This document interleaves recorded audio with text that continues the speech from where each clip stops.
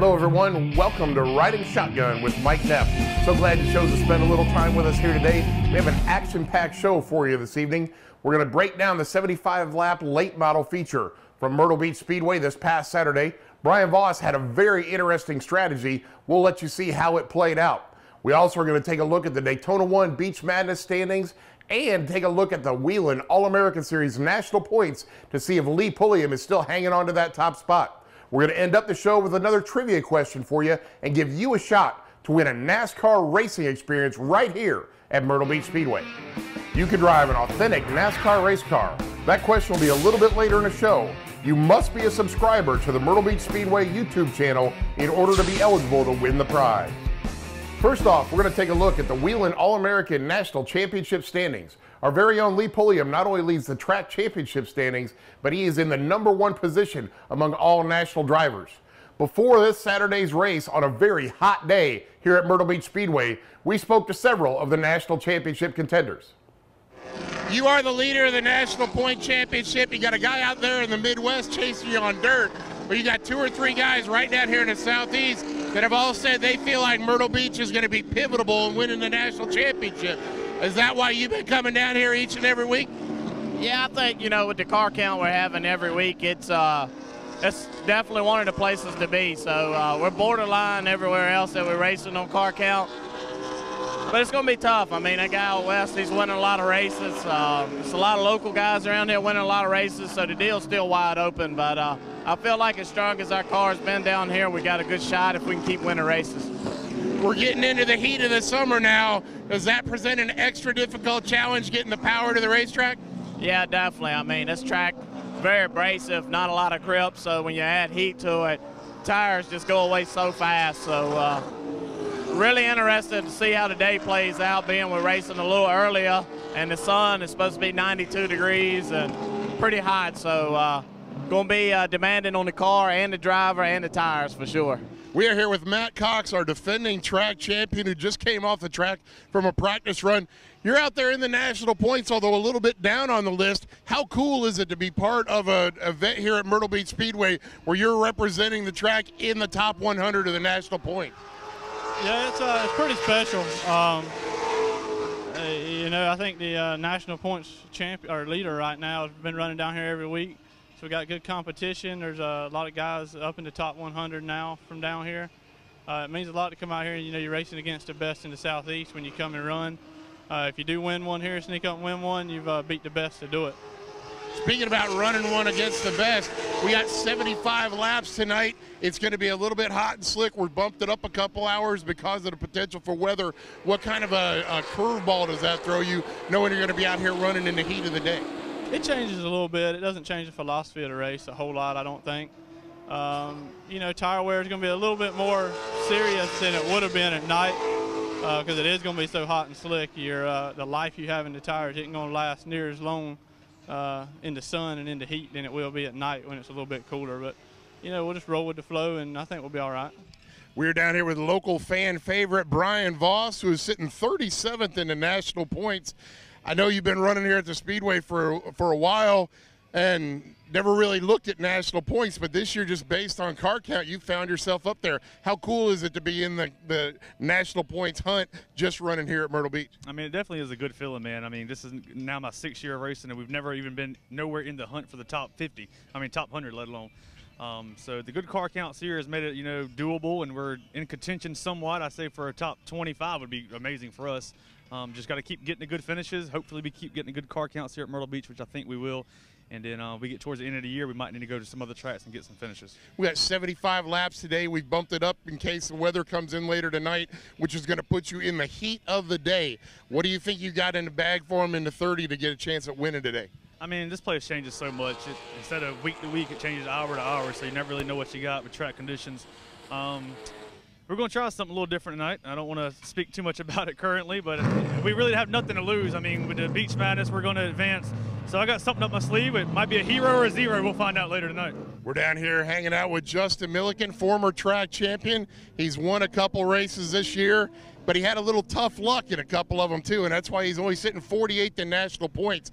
I talked to you a minute ago, and you said you don't really pay attention to that national point stuff, but at the same time, how cool is it to have the Bell & Bell, GMC, Buick, Anglers, Marine, Chevy sitting up there in the top 50 in national points? Oh, it's awesome, Mom. It's awesome. Like I said, I don't pay attention to it, but it is nice to hear that. When you're going to be out here for 75 straight laps and 90-something degree temperatures, how do you feel like that's going to affect you personally while you're behind the wheel? I love it. I absolutely love it. I wish we'd run this schedule. I wish we was throwing the green at 1 o'clock. I love it when it's hot and slick out there. I mean, that's how I learned, was coming down here in the middle of the day and practicing. And I love it when it's hot and slick. You know, everybody sliding around, it just makes it that much more of a challenge. And the heat, you know, maybe there's a couple of guys out there that's got office jobs that aren't sweating, and maybe we can take advantage of them. You heard from some of those contenders for the national championship. When we come back, we're going to recap the 75-lap late model feature from right here at Myrtle Beach Speedway. You're watching Riding Shotgun with Mike Neff.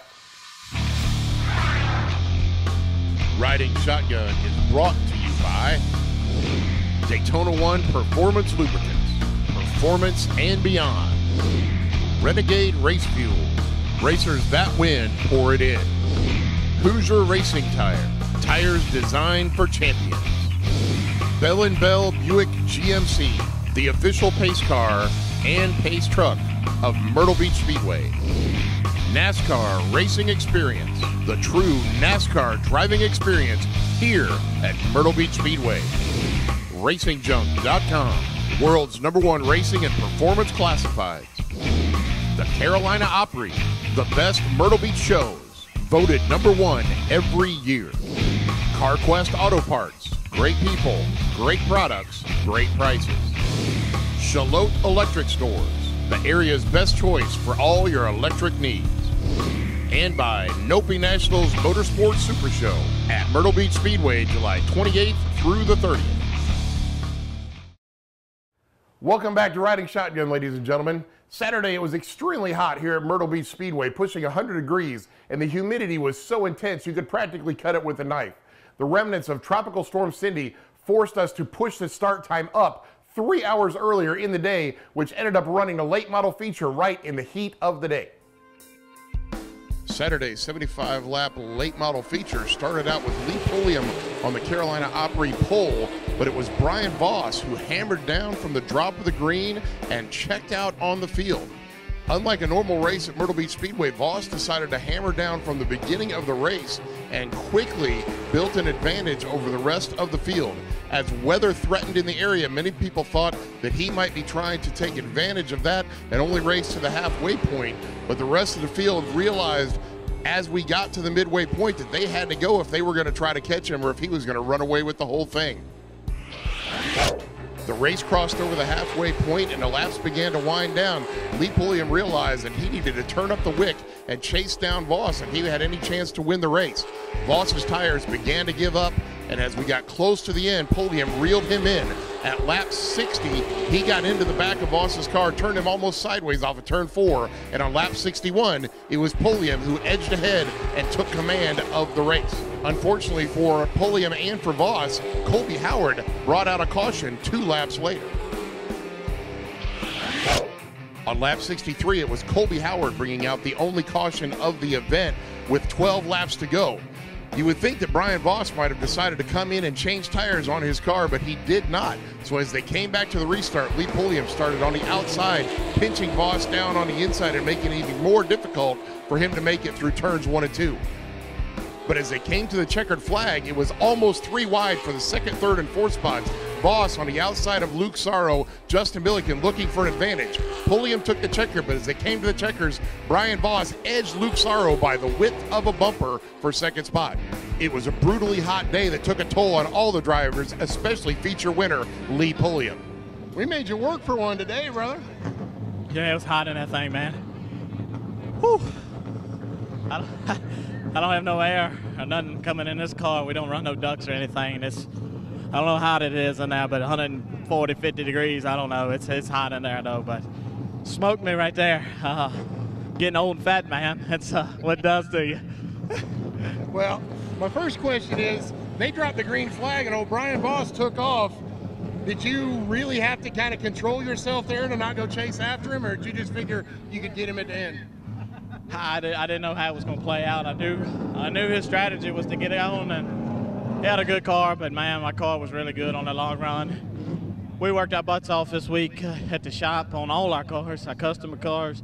We got spanked at Motor Mile last week, and just can't stand to lose. So we've been working really, really hard in the shop this week, and feel like we got the stuff better. The top 4 in Saturday's race were Lee Pulliam, Brian Voss, Luke Sorrow, and Justin Milliken. In the Wheeling All-American National Points, Lee Pulliam continued his stranglehold on the top spot, while Brian Voss's runner-up finish allowed him to make strides back towards the top.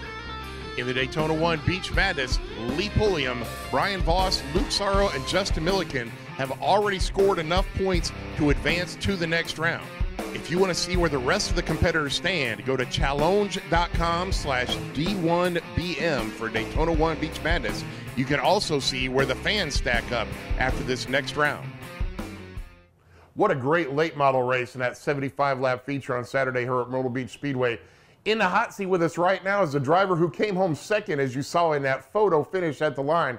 Brian Voss started the race out on a unique strategy, and it almost paid off for you there, brother, although it kind of died out in the end. Can you explain to the fans what you were trying to do and maybe a little bit of the logic behind it? Yeah, we came into this past weekend and really had nothing to lose, so we said we're going to try a little unorthodox strategy, kind of different than what you're used to seeing out here. And we were already going to advance in Beach Madness. We had a pretty good little point lead on Justin. We knew catching lead and track points was not going to happen, so we figured we'd just stretch it out. The 75-lap races take a toll on everyone, and hopefully they were going to give out, especially with the heat. So we figured if we can build up a big enough lead, and maybe they couldn't catch us, but Lee Pulliam, of course, ran us down. He is Lee Pulliam, and that does tend to happen. Now, we had a caution there at lap 63, so you had 12 laps to go to the finish. You guys had lapped up to 4th position, so there wasn't a real penalty to pay if you had decided to do it. Did you guys think about coming in and moving some tires around, since you can't put new ones on, but you can kind of move them around? Was that a thought? It definitely was. I mean, earlier today we actually timed it out what we would have to do to get the right sides down to the left side just by pulling the valve stem out so we can use the least amount of time as possible. The difference with that is my spotter didn't tell me that we lapped up to 4th place, so I was in the mindset that we still had 10 cars on the lead lap, and with 15 laps to go or less, track position was pretty pivotal, especially for a guy that already had wore out tires. And I had no idea how much Justin saved and Sorrow and everyone else. And then the caution itself, it wasn't like a big cleanup. Right. Colby Howard kind of stopped on the back straightaway. I figured the record would push him, and he would get rolling off, and we'd be going back green in 2 laps. And I just didn't know if it was worth the risk to come in, and they might be going to green, and we'd be stuck on pit road still trying to get a tire on. I know it was the heat of the day, and we saw Lee Pulliam get out of the car barely. I mean, he was pretty exhausted.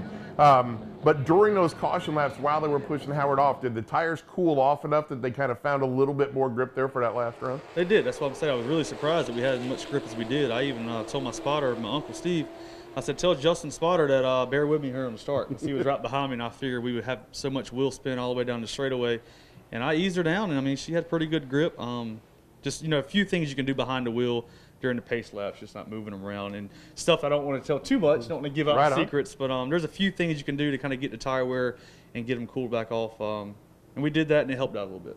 Now, I know a lot of the drivers look at the replay on HTC Local Channel 4 and HTCConnect.com to kind of see not only what they did, but what some others were doing. And we talked a little bit yesterday about Jamie Weatherford having a bit of an unorthodox line working out there, but it seemed like it was working. And you're known for wanting to run on the high side. Did you look at what he did and think it might be worth exploring a little bit, getting all the way up there by the concrete? He did a very risky line. Me and Jamie actually talked about it a little bit, and he said, you always have success on the outside. How do you make it work? Well, I didn't know his outside and my outside were 2 completely different things. He kind of took it to Darlington, another South Carolina track. But he has crazy momentum down the straightaway and can really hold everybody off. And he make it a little interesting when we were lapping him, too. I needed to get that top to keep it wound up. And we were going around Jamie on the bottom. I kind of got a little free there, and I don't know if Lee got in the back of me a little bit or I was just that out of shape, but that was the move, I think, that got Lee to the inside of me and cost us the race. But yeah, Jamie, he took the outside to the next level. I say, speaking of the 400, that's where I was going to go next. There's discussions and some things in the works where that race might end up actually running in the daytime rather than at night. If that happens, do you feel like what you learned this weekend may pay off for you when you get down to the 400 and hopefully get your average finish up a little bit in that race? I certainly hope so. Like I said, we learned some things. Hitting that go button in the 400 is pivotal. I mean, some guys go too soon, some guys go too late. We definitely know how the drive was there and the balance was. We know about what we need to do, and I know about what it would feel like and how the tires look at the end of the race. So we learned some things, and you're always learning out here, and especially now that track championship's written off pretty much the lead pull-in. So we're going to keep learning, try to get into Speech Madness, and then the 400 is the big prize and joy for local stuff. So we'll see what we got, man. Right on. Now, as a side note, away from the racing side, you and I are part of the Myrtle Beach Speedway team trivia team known as the Wet Bandits. If any of you are in the Myrtle Beach area and want to come out and take us on, feel free. Check out teamtrivia.com. Look where the local places are in the Myrtle Beach area, and you just might bump into us. But this week, we're going to center our Myrtle Beach Speedway riding shotgun trivia question around your career.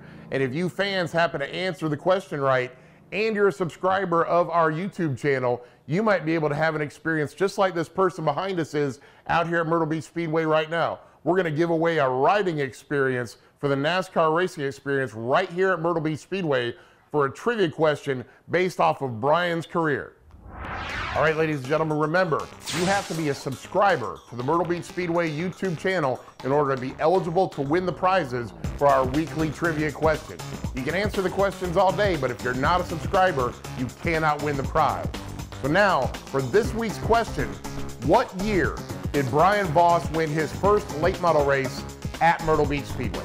All right, ladies and gentlemen, remember to put your answers in the live chat box of Riding Shotgun. We will reveal the answer a little bit later in the show.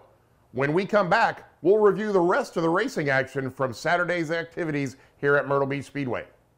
The Nopi Nationals bring the heat wave to Myrtle Beach Speedway, July 28th through the 30th. A weekend of competition and fun. To register to participate or to purchase tickets, go to myrtlebeachspeedway.com, July 28th through the 30th.